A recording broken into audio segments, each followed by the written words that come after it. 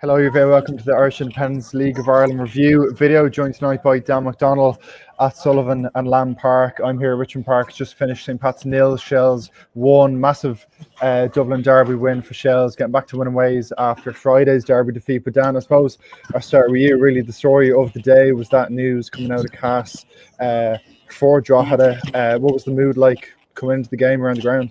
Yeah, looking very deflated, as you would imagine, very disappointed. Kevin Doherty spoke beforehand about that, having a difficult conversation in the dressing room with the players. And I did wonder, was it going to be one of those nights where the team is powered by like that sort of emotion, like George Cooper scores, and you think, is this going to be that sort of bittersweet fairy tale story? You know, they got off the ropes to win against the league leaders when they've had their worst day, but it wasn't a day for sentiment. They started well, down a few bodies as well. Drogheda, not the strongest Drogheda. Owen Lamb missing, Licha Hui and Darren Markey goes off injured, and eventually the stronger team wins out. A bit of controversy around the equaliser, and we're waiting for Kevin Doherty now, and I imagine there'll be some strong quotes tonight. It was a handball before half time given by the assistant. It wasn't clear to me on replay. Then you watch the replay slow it down, you think, okay, maybe there was a change of direction.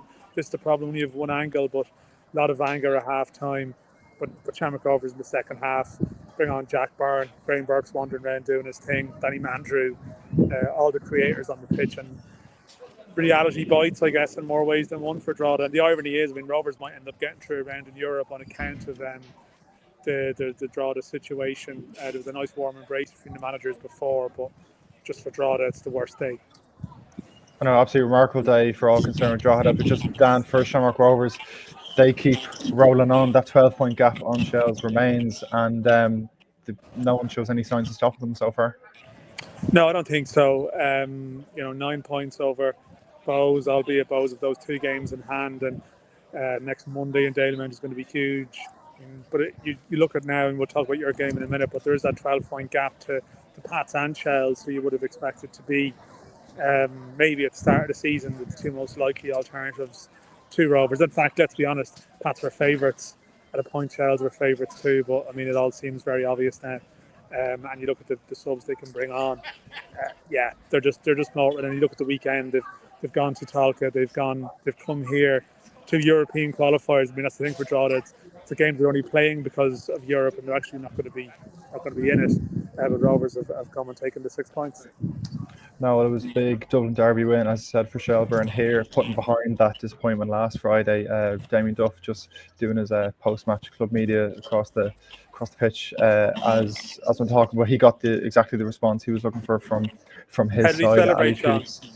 Are you celebrated? Someone said he got down on his knees and kind of waved to the away crowd. I didn't see it myself, but I'm sure there'll be good pictures of it. I'm just talking about was it a blast? This is the point here after Friday. So. And Ali Coop, 10 minutes. That proved to be the winner. Seemed to take a bit of a nick on the way in, and St. Pat's triple change from Stephen Kenny at half time, bringing on Mason Melia, and they huffed and puffed with 1 or 2 half chances, but didn't really do enough to test the Reds back line at all. Conor Kearns did need to make a massive save from Barry Bagley 5 minutes from time, but I thought Shells were full value for the 3 points, and that first half was the best I've seen them play in a long time, and obviously using that hurt from Friday as fuel to get a big result here. And I suppose for St. Pat's, their story is their 17th league game unbeaten run at home comes to an end, I think June 3rd last year.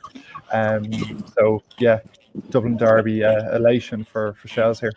Yeah. I mean, I don't know if that's the big story for Pats. I think the big story is their season is unravelling, and that's a huge win for Shells, because after Friday you'd wonder would that have been a bruising one for them, but they've got the response. Pats needed a response after drawing at home to Drogheda, and God, I think the thing is, Shells are going to strengthen in the window, and you can see gaps in their squad. I think the thing with Pats is they have a lot of the players, they just can't get. A lot of them just don't seem to be performing.